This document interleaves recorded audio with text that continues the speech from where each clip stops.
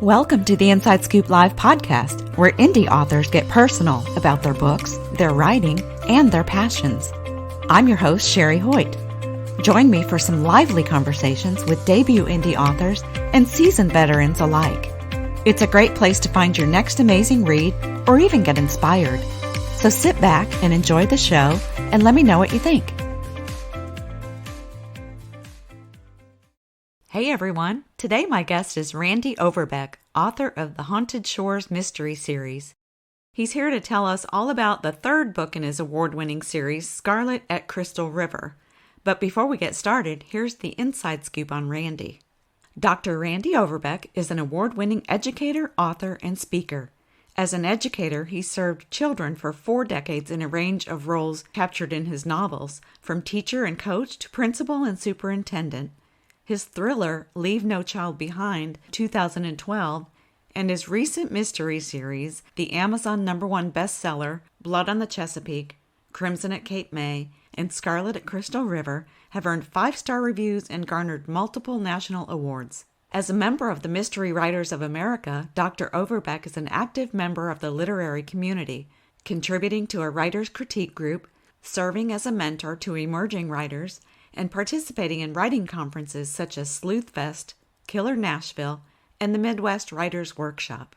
When he's not writing or researching his next exciting novel or sharing his presentation, things still go bump in the night. He's spending time with his incredible family of wife, 3 children and their spouses, and 7 wonderful grandchildren.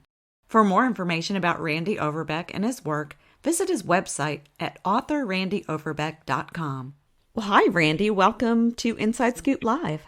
I'm delighted to be here, Sherry. Well, I should say welcome back, because we talked last year about your book, Crimson at Cape May. So what have you been up to since we talked? And can you tell us a little bit about your new book, Scarlet at Crystal River? I would be happy to do both. I'm happy to say that things have gone very well. The first book in the series, Blood on the Chesapeake, this last month, became a #1 bestseller on Amazon and Barnes & Noble.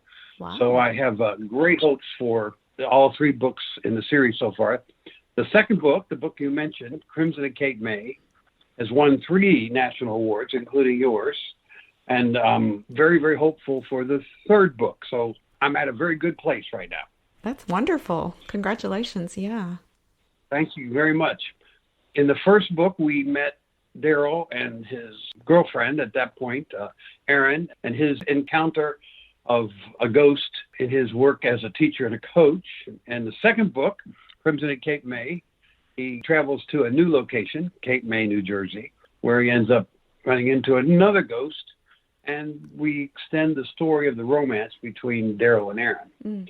So it seemed like a logical possibility for the third book to bring that romance full circle and start with a wedding. And that's where book 3 begins. Book 3, Scarlet at Crystal River, begins as Daryl and Aaron are heading on their honeymoon to Florida over the Christmas holidays. So in addition to following in the path of the first 2 books, of it being a cold case murder mystery and a ghost story with elements of romance and also located in a beautiful resort location, Scarlet at Crystal River adds one more element, and that is it's a Christmas mystery. Okay, I love that. I think of Hallmark when I think of Christmas, but... Yeah, you're right. And my wife is a sucker for both Christmas books and Christmas movies, which was kind of where I got the idea of wanting to do this. But I decided I wanted to do something different. Most every other Christmas movie or book is about, snow-capped lodge or someplace up north where we're, and I decided I'd go with a different route. So and of course, if you're a teacher and you have 2 weeks off between Christmas and New Year's, you're doing your honeymoon, you probably want to go someplace warm. Oh, yeah. So I sent Daryl and Aaron to Florida for their holiday. So we get to have a little insight into what it's like at Christmas time in Florida as one part of the story. Yeah. Thinking about your 3 books, there are 4 things that make your story stand out. And that's like the setting, the characters, the social issues, and then the ghosts themselves. And I wanted to talk about each aspect if we could. So I think starting with the setting, it's like most mystery writers, they place their stories in a particular setting, but with your Haunted Shore series, each mystery takes place in a different place along the eastern shoreline.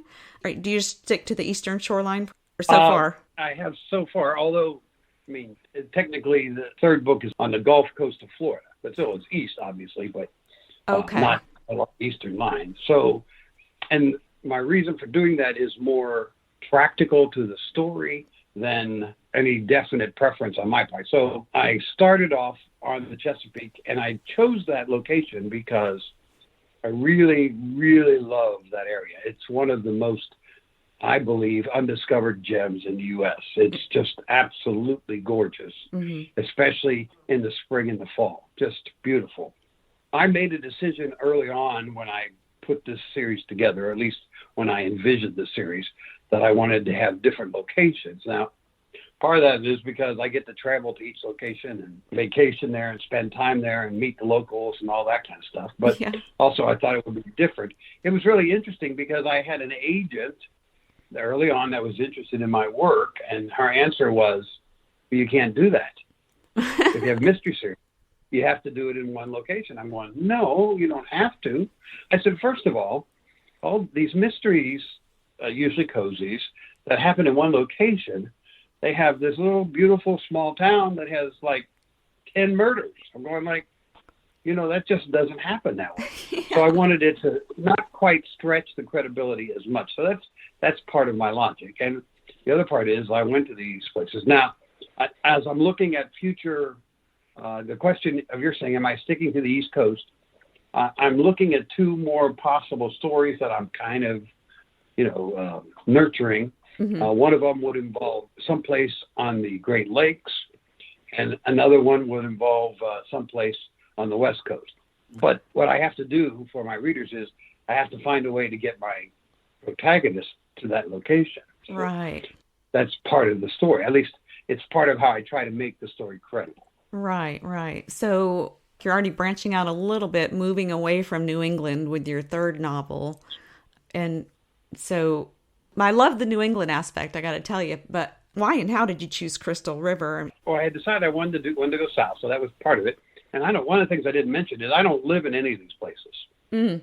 Sometimes I wish I did. I wish I lived on the Chesapeake Shore, or I wish I lived in the area of Cape May, although not particularly this week, because Cape May is one of those areas that got hit by the storm this week. But right.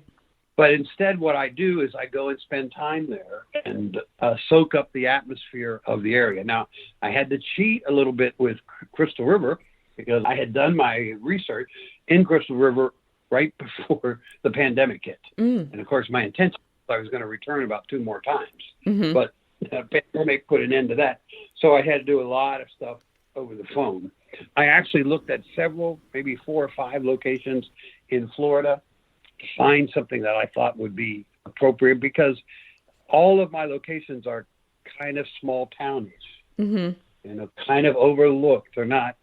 I didn't want to do the Myrtle Beach. I didn't want to do Miami. I didn't want to do any of the big, like Virginia Beach. I wanted to go to places where people don't normally know. Right. So, and I fell in love with Crystal River. It's an incredibly beautiful place, kind of off the beaten path. Even though it's on the shore, it's very different, which is part of what I was trying to capture in my story. Yeah, and that was the first thing that sets your stories apart for me, the not having it all in one place and kind of moving around the country. I think it's great for us armchair mystery travelers. But then the second thing that stands out to me are your characters. And first of all, I love your not so perfect protagonist, the high school teacher, Daryl Henshaw. But what I love most about it is that you don't try to hide his flaws. And a high school teacher is not someone who is normally considered a hero. I spent 40 years in education before I became a writer. So it's all of my heroes are teachers. So it was an easy jump to find someone. And this character is actually based on a couple of teachers that I've known, more in what the kind of teacher they are than what they look like. So that is part of my intent, is to show teachers in a positive light. So I don't think the teachers get enough of that as it is. Right, right. So I just love that you kind of have chosen an underdog, so to speak, for your hero. Can you tell us a little bit about Daryl's gift? Yes, Daryl has a gift of which he is struggling to come to terms with, in that he, like many children, is able to see ghosts that others cannot see. And the way I write my stories is that the ghosts know that he's able to see them and communicate with them. So ghosts in need seek him out to try to find justice and to help them resolve their issues. Mm-hmm. I did a lot of research on ghosts when I first started, and I tried very much, with some literary liberties, but I tried very close to stay to what has been documented by ghost hunters across the U.S. about how ghosts actually appear, the little bit we know about any kind of communication from the other world.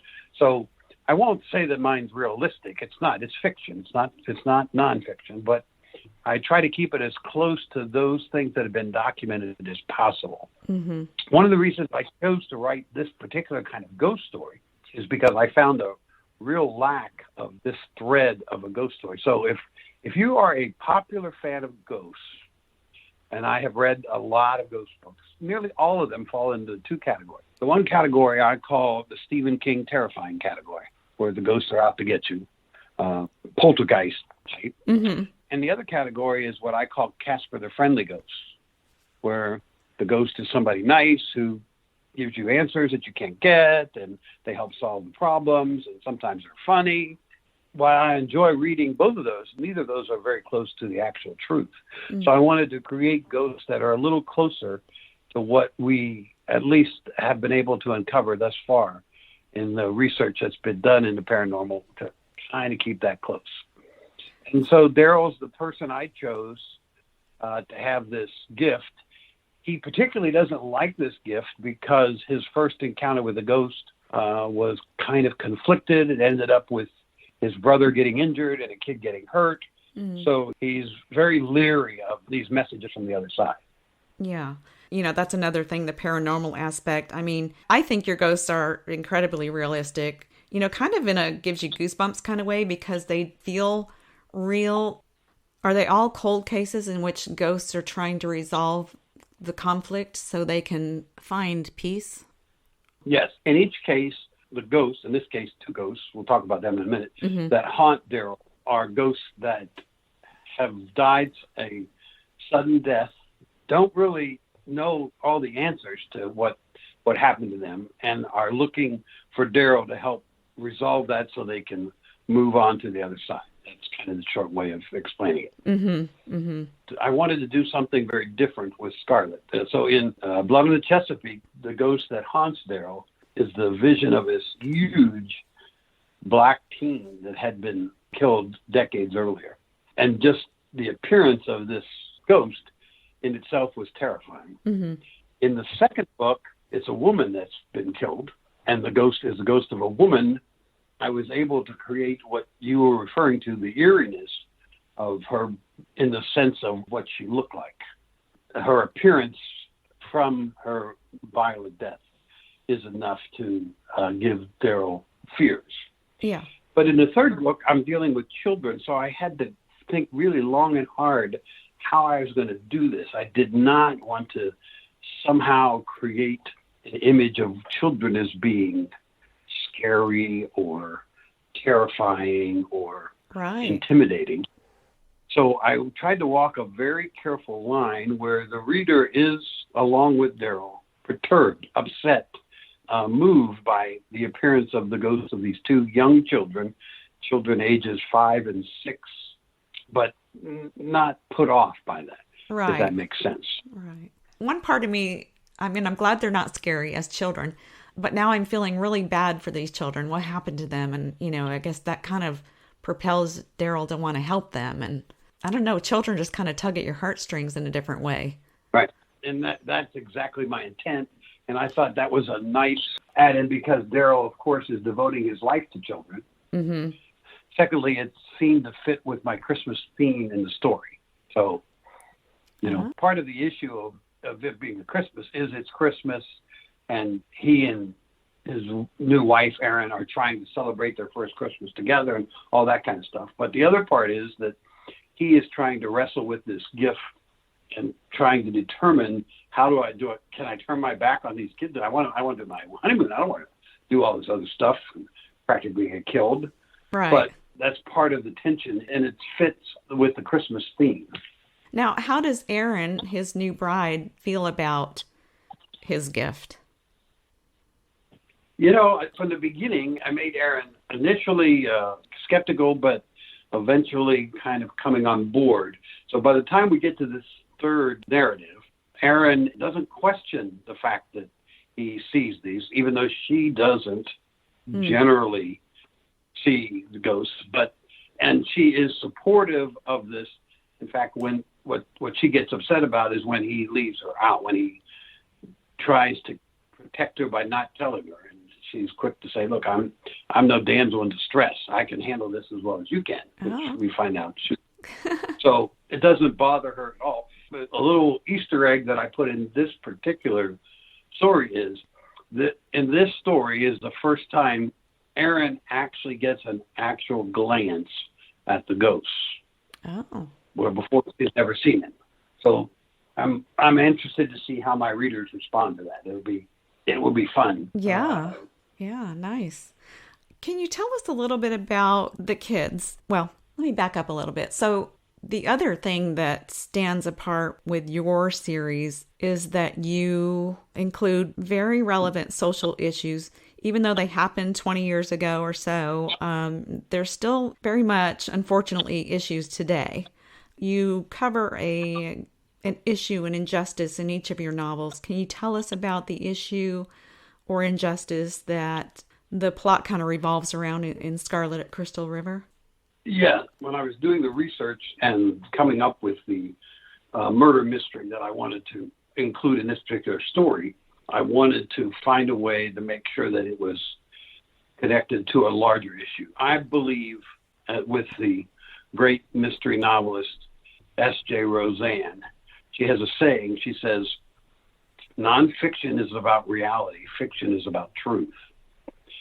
So I try very hard to use my fiction to get across a truth as well as entertaining the reader.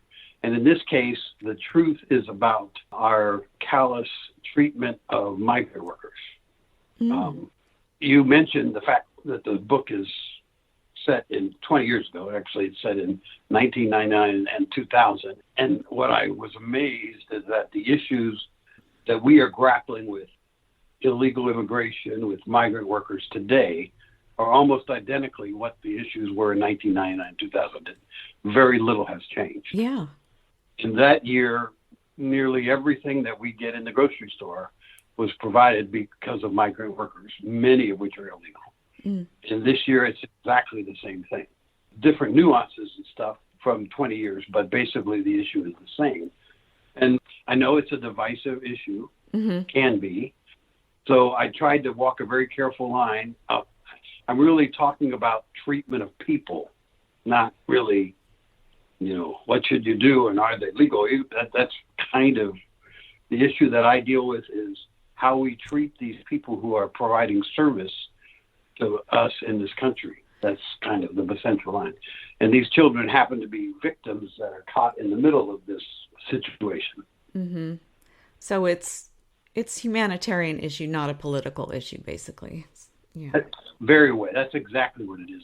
I'm at the heart of it, I'm talking about the humanitarian part of it, not the political part. I'm not trying to take a political stand on it, but I am very definitely taking a humanitarian stand on it.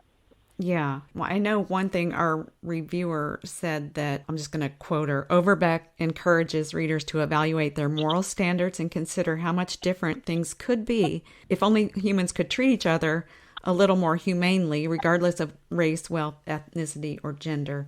So it's a very fine line in today's political world, but she definitely is, I think, focusing on the humanitarian issue, as you pointed out.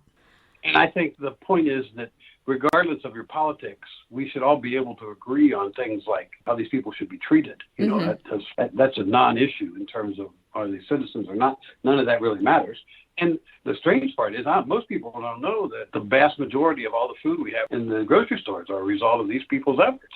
Yeah. Working at less than minimum wage, you know. So somebody ought to be grateful. I am. I'll tell you that. Yeah, absolutely. What are some of the issues? What does that look like? What does their plight look like 20 years later? And how do you think we get past this or resolve this? Or can we? Well, yes, I think we can. With enough will, we can resolve about anything in this country. But the main issue that I'm focusing on is treatment of the children. And the situation has not gotten any better. So, or at least I shouldn't say that. It might be some better, but not appreciably better. The real issue, I'm an educator. So the real challenge is that these children of migrant workers, both legal and illegal, but it really doesn't make a difference. Their parents work at a certain location for a certain period of time, 2 weeks, 4 weeks, 6 weeks, whatever. Then they pick up stakes and move to another place. And they go from Florida to Georgia to West Virginia to all over the eastern half of the U.S. And I'm supposing it's true on the California side. I didn't do the research over there. But each time they move, they have a new school, they have a new situation. So the kids have to start all over again. So as tough as the physical, arduous labor is on the adults, which it really, really is, it's even harder on the children because most of them don't speak language. So they have that as a problem. And they're getting a new teacher and a new school and a new district every month and a half, which is a horrendous challenge. Yeah. Not the least of which is, and many of these children are then pulled out early because if that's what your education's been like, and it hasn't really produced a lot of positive aspects, by the time you're in 6th or 7th grade, you might as well go ahead and work the field. So many of the kids are pulled out still and are working the fields alongside their parents, have no child care. You know, it just goes on and on and on. When you add to the fact that the work that they do, the work of migrant workers in the field, is the single most dangerous occupation in the U.S., you have a stew for disaster all the way around. That's kind of what I'm trying to highlight.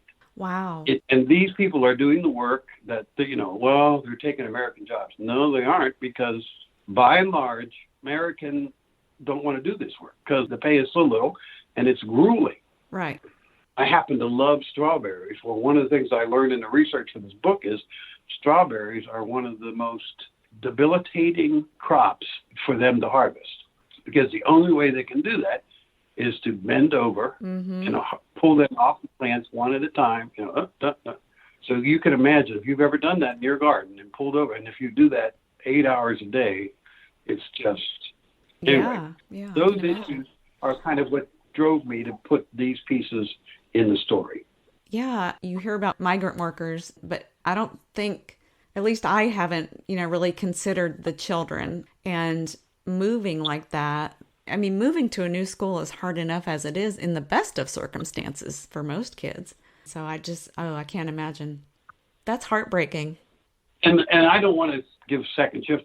Lots of the educators do a remarkable job trying to help these kids, but there's a limit. And that's one of the reasons that one of the really good characters in the story is a lady charged with kind of helping these kids get into school in her area and making sure they're getting the help that they need. And so, and I know there are lots of women and guys doing that all across the southeastern United States. So I wanted to kind of make sure they were, and she becomes an important person to give them a piece of the puzzle as to how to get to the bottom of what happened to these kids. Okay. So now Scarlet at Crystal River, you said, is scheduled for release in just a couple weeks. So September 2021. Do you have any events lined up for the official launch? Like live events?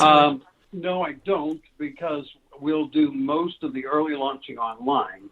I will travel to Crystal River around Christmas time or after Christmas time to be able to do a physical launch at that particular time, because that's when there's a lot of people there. That's when the book is set. Mm-hmm. So I'm going to wait until that particular time to be able to do that. Yeah. In the meantime, I'm doing a great deal of online interviews like this, guest blog posts that try to help get the word out beforehand. Yeah. I know you also said you've been working on and scheduling a lot of online workshops. Can you tell us a little bit about your online workshops? Are they in person? There are two avenues that I'm exploring. So one of the things that I do is I do a lot of in-person author talks. My talks are really about ghosts. My in-person author talks are called Things That Go Bump in the Night. Mm-hmm. And it's very popular. I had done about 24 before the pandemic shut down, and then had to cancel a whole bunch. So I'm now in the process of rescheduling, and there's more than 24 of those rescheduled now all over the country. And I do that as a way to promote all three books, but of course I'll be leading with my new book when it launches in September.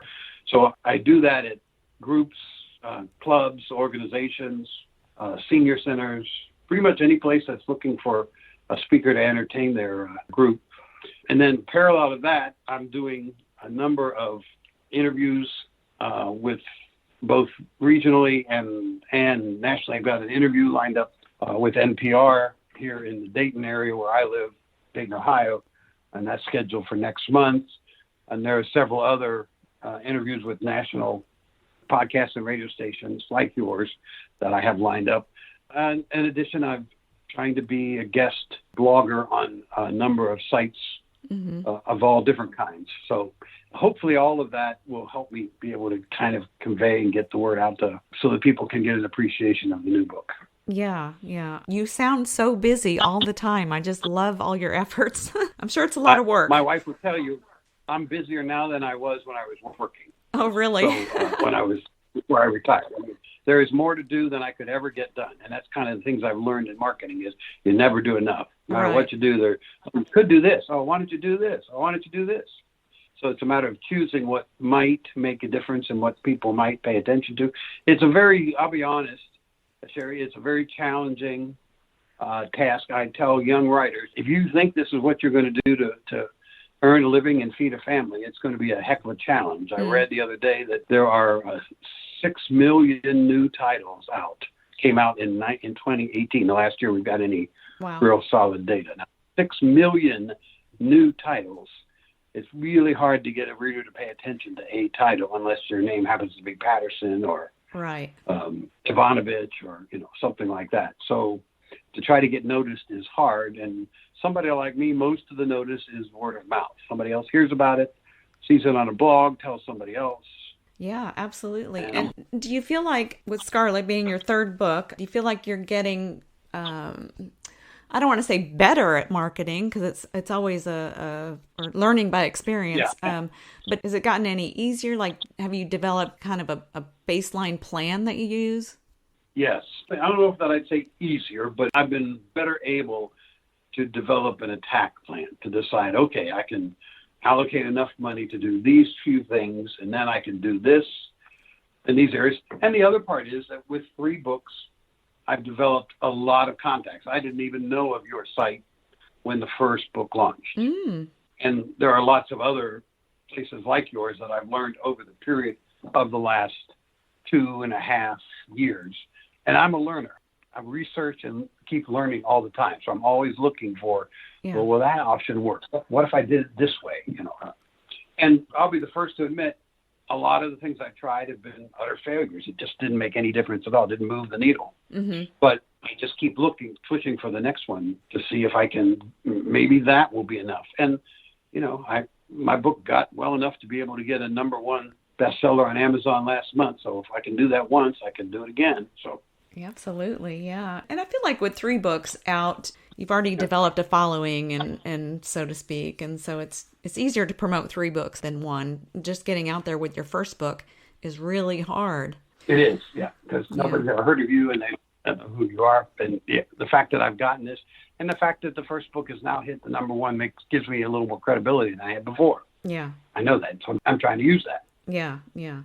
So I know it's a little soon to ask what's next, but you alluded to more Haunted Shores mysteries. Have you any idea when you're going to start looking at the next edition, or have you already started thinking about a plot line and story?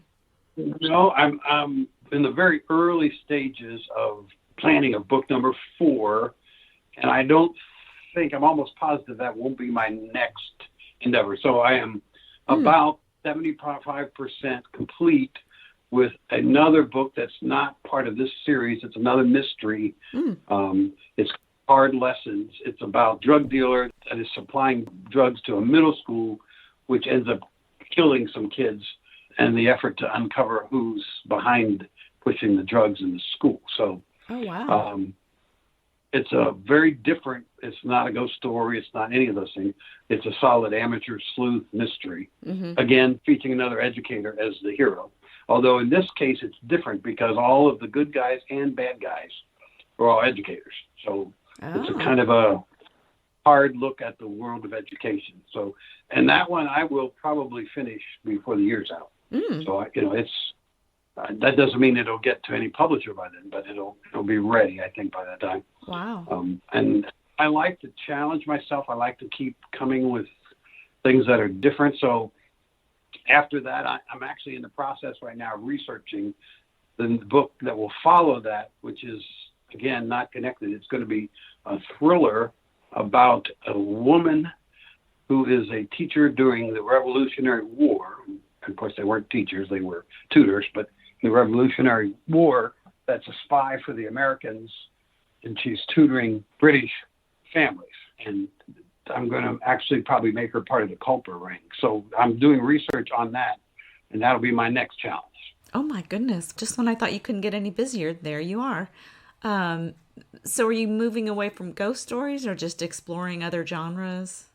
No, I'm not trying to get away from ghosts. These are all stories that I have been playing with over the years in my head and kind of reading up and doing research on and doing that kind of stuff. I like to challenge myself with something different. So the characters in the new book, they're very different. So the primary characters are in their 40s in the mystery I'm working on, Hard Lessons, as opposed to the 20s in this particular story. Okay. So I like challenges. Can I do this? Can I come up with this? Now, I'm telling you all this, and maybe I'll fall flat on my face and end up not getting any of these done. But I'm excited about it. I think there's a possibility. I've never read anything like the Revolutionary War one, so I thought, well, that's kind of a good niche. So we'll see. Yeah, wonderful. Well, Randy, thank you so much for joining us today again on Inside Scoop Live and sharing about your latest book. Well, Sherry, I really enjoyed our conversation, and of course, I'm thrilled at the possibility of being able to share my stories with a larger audience, and I appreciate your chance to let me do that. Best of luck to you and the guys at Reader Views. I look forward to working with you in the future. Thank you for joining me today for my interview with Randy Overbeck, author of the Haunted Shores Mystery Series. For more information about Randy and his work, visit his website at authorrandyoverbeck.com. And be sure to check out all our author interviews at InsideScoopLive.com.